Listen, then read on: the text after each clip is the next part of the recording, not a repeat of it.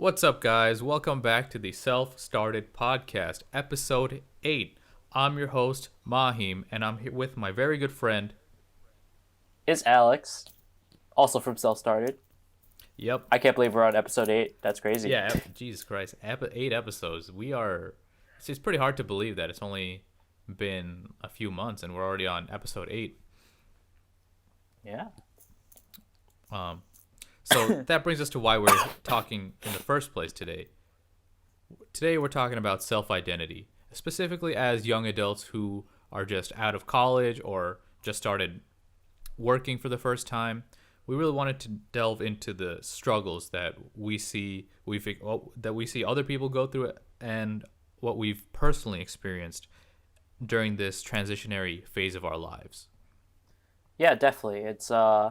I think it's something that you're always gonna kind of have to deal with in how you view yourself. So I think there's a lot of value in how you view yourself and the kind of actions that you take that align with that self persona. So I guess let's hop right into it. Right. What exactly do we mean by self identity, Mahim? Yeah, so when we're talking about self-identity, it is how you perceive yourself. Like what qualities, what characteristics do you feel best represent you, and how well do your actions align with that self-identity? Yeah, so for example, when we were in school, we were students, and students would do homework and take tests and study. Maybe you are just out of college and have a new job. For example, I'm an engineer, so I do engineering things. I work on code. I push out software. I talk technical. Maybe you are a marketer, so you market to people. You make marketing content. You do marketing things. This is what we mean by self-identity and how you view yourself and kind of how your actions also align with that persona that you set up. Yeah, and it doesn't necessarily have to be a specific title that you have, like for example, like a doctor or teacher. It could also just be like a specific trait, whether it be a hard worker. You could think of yourself as a caring person. You could think of yourself as someone who's smart, funny, etc. These are all things that can fall under the umbrella of self-identity. And I'm glad that Alex showed some examples where he explains that with these particular identities, there's a certain set of context and traits that are associated with being like a student, being an engineer, marketer, etc. Yeah, definitely. So, Mahim, who are you? So, so right now, I think I'm obviously I'm trying. Who I'm trying to be right now is an entrepreneur, someone who's running their own businesses, has the freedom to work on what they want, when they want, and how they want. I'm also a college dropout, and I have been for the last 3 years. I'm someone who I'd like to think that I am a risk taker. It's part of the reason why we started Self-Started was to touch on this whole idea of being this person that builds their own trail in life, creates their own path, even if there is risk associated with it. That's been true for me, and that's what I try to embody in the work that we put out for Self-Started. Beyond that, I also think I'm like a pretty introverted person, even though I have my moments of extroversion. Yeah, and I would say that these things aren't I would say these are dynamic characteristics. You're not one type of identity forever. So I wouldn't say that I necessarily was these things when I was a younger kid, but this is what I feel best represents me right now. So yeah. Yeah, and that's excuse my cold. That's the beauty of like self-identity is that it's always changing and it's like you said, it's dynamic. It's a process of life and growing, and you find different values and different things and aspirations that you want to achieve, and you take on different personas as you take on different responsibilities throughout your life, Yeah. which is pretty cool. Yeah, Yeah. absolutely. So Alex, let me throw the question back at you. How do you self-identify right now? Yeah. So, well, my occupation is a software engineer. So I do there's a certain amount of like traits to come with that, and I'm proud to be a software engineer because I worked hard to get here, and I do software engineer work. I think of myself that's involved in the tech industry, so I follow on tech trends. I also consider myself a hard worker, so that's why I take on these side projects like Self Started. And also, I consider myself someone that wants to be very, or I guess more, this is more an aspirational thing Mm. of someone that's well rounded and kind of a role model. So I spend a lot of time thinking about my actions, thinking about how I can be a better person and how I can kind of increase my social capital in terms of like improving my relationships with people, Mm. improving my, I guess my career aspirations, or maybe improving like my charisma or something like that. And I'm also glad that you kind of brought up like introversion, extroversion, because I know when I was in high school, I felt more of a as an introverted person. But coming into university, I kind of decided for myself that I would go out and meet more people and try to meet more people. And I still feel introverted at times, but I've definitely come a long way where I'm more comfortable talking with people, and I do consider myself more extroverted than introverted nowadays. So that's just like an example. Things change, and I guess having these goals and kind of working towards these goals of who we want to be is part of the whole process of life, and it's the self-started project. So it's pretty cool. Yeah. Yeah, absolutely. I think a big part of self-identity is the actions that you take to be consistent with that perceived self-identity. I think some things are easier to stay consistent and be. Sorry, let me rephrase that. I think some things like your career, like you being an engineer, are easier to maintain, where other things, something like your work ethic or your how you treat certain people, it's not always as easy to be like, yeah, I'm always going to be able to react in a hardworking way, or I'm always going to be like a nice, like emotionally intelligent person. Some things are harder to stay consistent with in your self identity. Would you agree with that statement? Yeah, definitely. So I think people are people, right? Yeah. So no one's perfect. You have off days. You have those times where you're really not feeling like yourself, or you're not really feeling that you can kind of live up to those that persona that you've constructed for yourself, and that happens. Yeah. Um, Yeah, like and I think today you got the cough. That's not Alex all the time. I don't consider myself as a sick person, but right now I do. Yeah. So it's like this idea of like cognitive dissonance, right? Mm-hmm. Where how you perceive yourself, you will take on those actions to kind of align with that mindset. And this, a lot of like motivational and development people, like speakers, will talk about the importance of how you view yourself. You know, if you view yourself as like a poor person, then you say like, oh, I will never be able to achieve XYZ, or I'm just not a hard worker, or I'm just not good at maybe like money. I'm not good with money.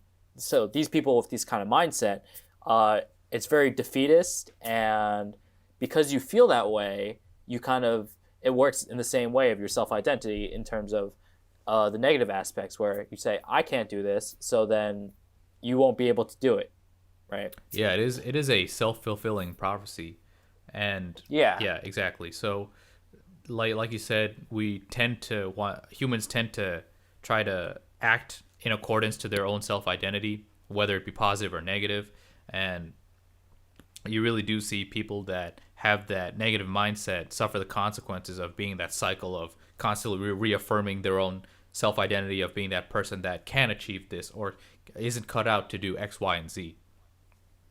Yeah. Definitely. So do you think your own identity is consistent with what other people perceive you as? Ooh, that's a interesting question. Yeah. Um, And there may not be like this one blank answer. It might be different for different people, but in general, what's your perception on that?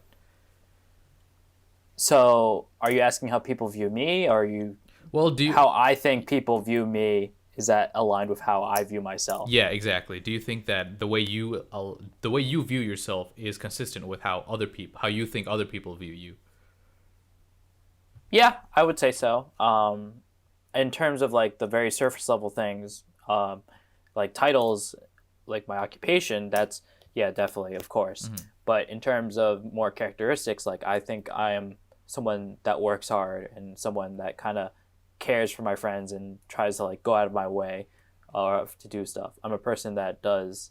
If I say I'm going to do something, I try my best to get it done, and I think I view myself as that kind of person, and I feel that other people view me the same way. And I guess when someone doesn't view me that way, it does throw me for a loop. I'm like, then I question, am I like really this kind of person that I view myself?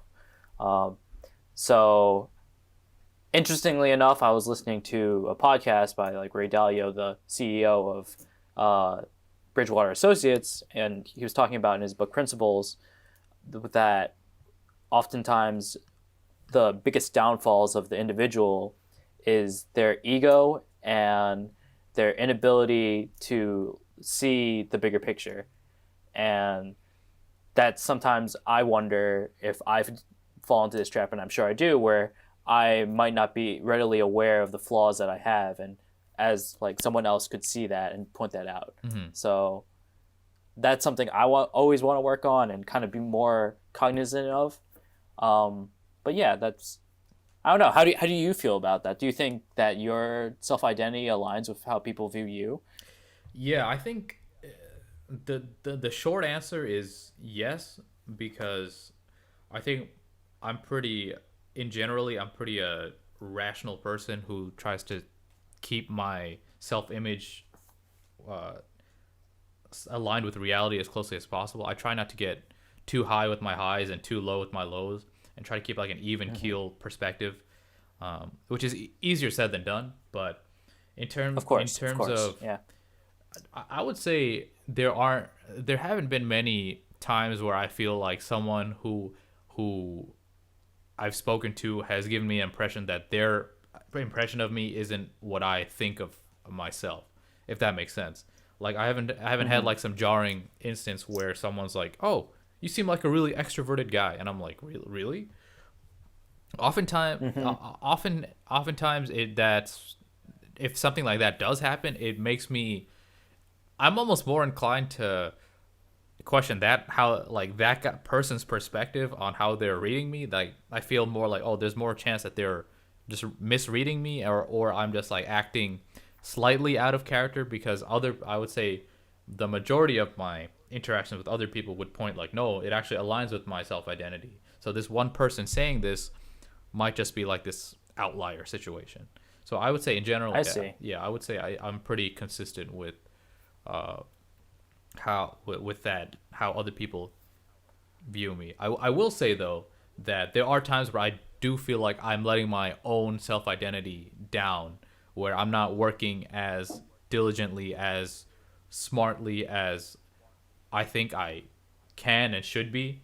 I think that's where my biggest disparity in terms of actions versus self identity comes into play, where I have all these ambitions, I have all these projects I want to do and all these ideas, and I pride myself on being like this logical, idea oriented action taker. And when the action and reality doesn't line up with that, that's when I start feeling like, wow, I'm really not living up to this, for lack of a better word, this egotistical view of what what I am, and I'm not really living up to what I can be. Yeah, so I completely understand, and honestly, I can 100% know where you're coming from because I feel the same way. And I'm pretty sure this happens with a lot of ambitious people, where you have all these great ideas and these goals and aspirations, but it's doesn't come without great sacrifice and discipline, and I think that's completely normal. Um, and I guess some way we could try to like overcome this is, well, of course, one, kind of do the work, um, but also realize that it's not, you won't always be 100% on the ball, right? There will be the days where you get super sick and you just can't write Yeah, and yeah. can't function. Gee, I wonder what made you think of that. Um,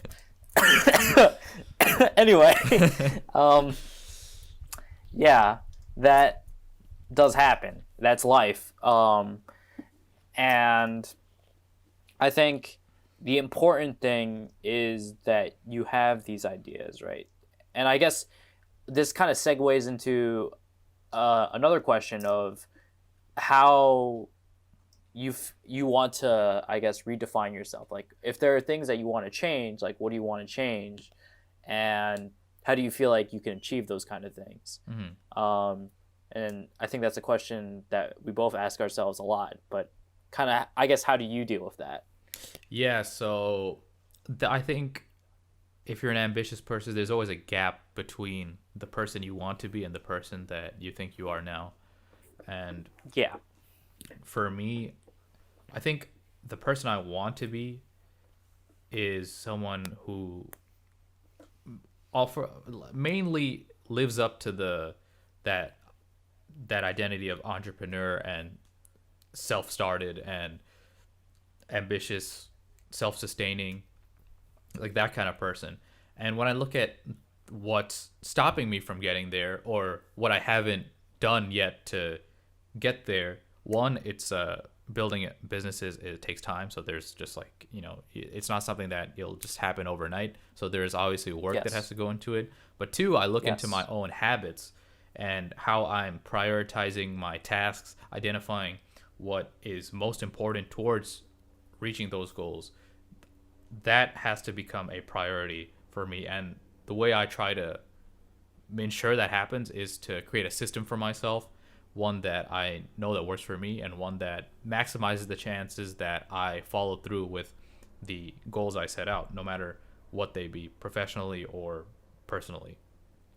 Two, I would say that there is an element of distractions that derail me from that identity, specifically in like a when you have short-term distractions that distract you from your long-term ambitions and your long-term self-identity that you want to build up for yourself. So an example of that for me in my life is if I'm sitting down to write a script for a client, let's say, and I know that I have to bang out X amount of words in like 3-4 hours. It's tempting to be like, okay, let me just put this off for right now and just watch this YouTube video, and then let me just come back to it after I'm done with this, or let me just go play some video games for a little bit, just for a break, and then I'll come back to it. But what tends to happen in reality is the break, quote unquote, that you think that you're taking tends to just extend longer than you expect. Like 10 minutes turns into like 30. Like one video game session turns into like 3. And you start going down this cycle where once you like snap back into reality and realize that, oh crap, I'm supposed to be doing work right now. You're already feeling bad, and you look at the time and it's like, oh, it's been like 3 hours. I should have done this before. That's what I mean by short-term impulses and distractions stopping you from doing the hard tasks that build your long-term self-identity. I completely agree. Yeah, I think we are always faced with the choice of these like short-term gratification versus your long-term gratification. Um, and I mean, I struggle with it too. I play video games and I like sometimes I'm like, oh, I should write something, and I watch a YouTube video, and then turns into two, turns into three. Man, but YouTube, man, yeah, it's the worst. yeah. I mean, it just that's how it is, man. But I think what really separates people from, I guess, those that like just have the aspiration to those that actually make it a reality are the ones that can be disciplined and really put that best foot forward towards their goals. And that's something that I do really want to get into more with the turn of the decade, where I have this, I guess, ideal self, or what I perceive to be an ideal self within the next 2 years. And 2 years is like a short term time span. It's a short time, but in addition, it is a long time, right? Yeah. A lot of things can happen in 2 years, and I kind of want to make this conscious effort of, all right, I'm going to, if I'm not going to be able to work on something, like one day, I would like to work on at least one of these areas per day. So for example, I've been trying to be more mindful and like cognizant of my own like feelings and how I view the world. And by doing that, I started like I'm trying to journal more, and I usually would journal like periodically, but now I'm trying to journal every day to try to jot what I'm feeling, how I feel about the day, what I'm thinking about, and stuff like that. In addition to that, I have like health goals, like I want to go to the gym, lose an arbitrary amount of weight or gain an arbitrary amount of lifts, you know. So I want to implement a plan for that. And I think there's also this hard balance, right, where we try to take on so many things, and it's a process because, like you said, you don't change overnight. But I had I watched a TED Talk, and it described this thing where it's like, all right, this guy ran every single day, no matter what, even if it was like rain or shine, if it was another country on vacation or whatever. And basically the speaker asked him, is like, why do you run every day? And and then he just said, I'm a runner. That's what I do. I run. And that really struck a chord with me in terms of like self-identity. It's like, I label myself as an engineer. So what do? I write code. I build software.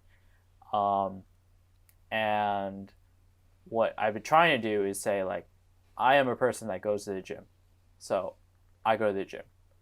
Or I am a person that practices mindfulness. So I will journal every day.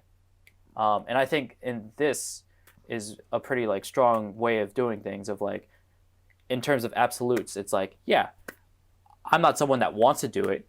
I am this person, so I do it. Yeah, I think that's really key right there, because like I mentioned before, people are conditioned and innately try to live up to that self identity they establish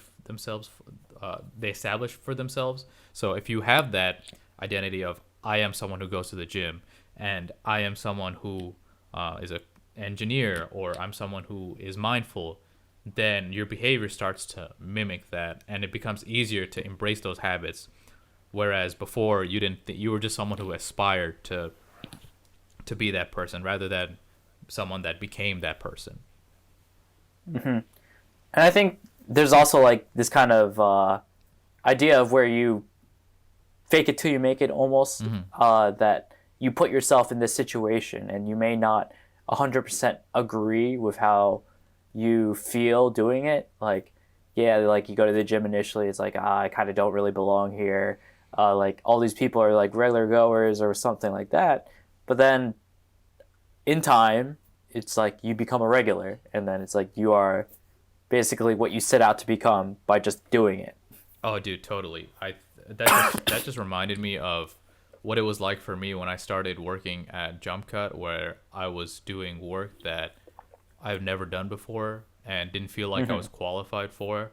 Uh, Yeah. And you do develop that imposter syndrome where you're like, do I really belong here? Specifically when I tried to become a writer and didn't have prior writing experience professionally, I felt like, oh man, I'm really in over my head. Like, can I really do this stuff? Is writing for me? And will other people value this in what I'm doing?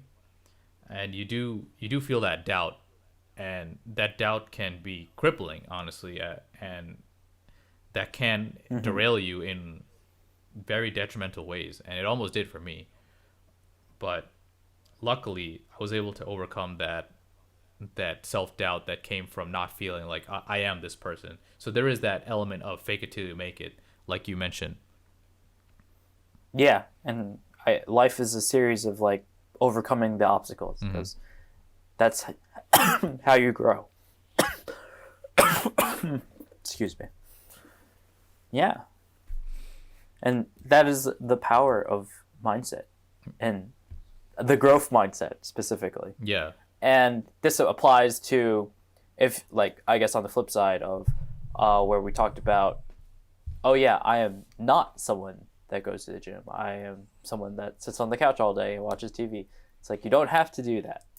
You can make the decision to say, you know what, like, maybe I only watch the TV like for 30 minutes a day or something like stupid as that.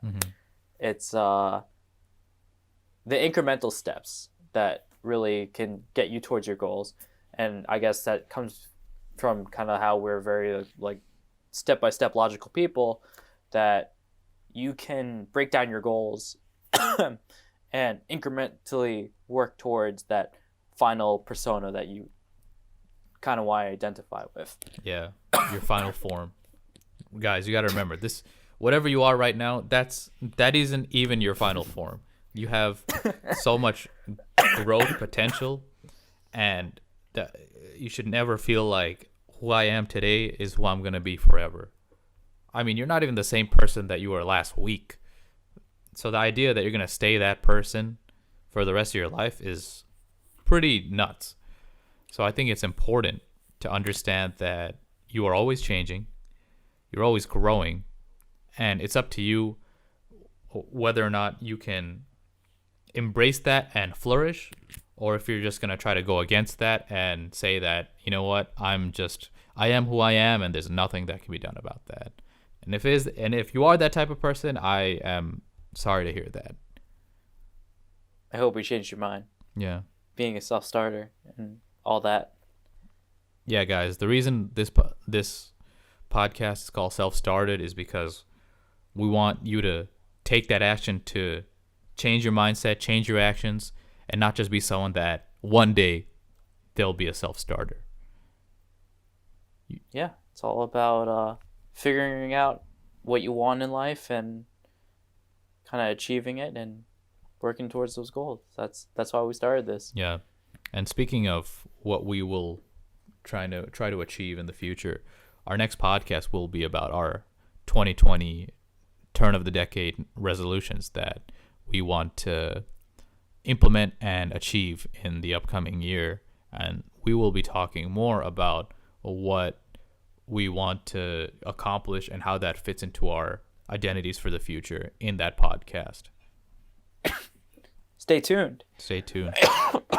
And actually, it will be a special podcast because for the first time, Alex and I will be together in New York doing this podcast together. That is so crazy. That is very crazy. But Alex, just for you guys. But Alex, do you have any closing remarks for our listeners today?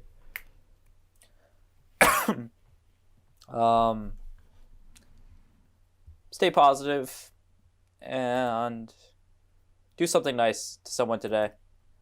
You know, that's I think a good way to live life. I agree. I think that's a positivity and being a good person, that'll definitely help brighten up someone's day, make you feel better about yourself, and just make the world a better place. Yeah. All right. All right. With that said, thank you so much for listening, guys. We hope you enjoyed and learned something. We will catch you in the next one. Take care. See you in 2020.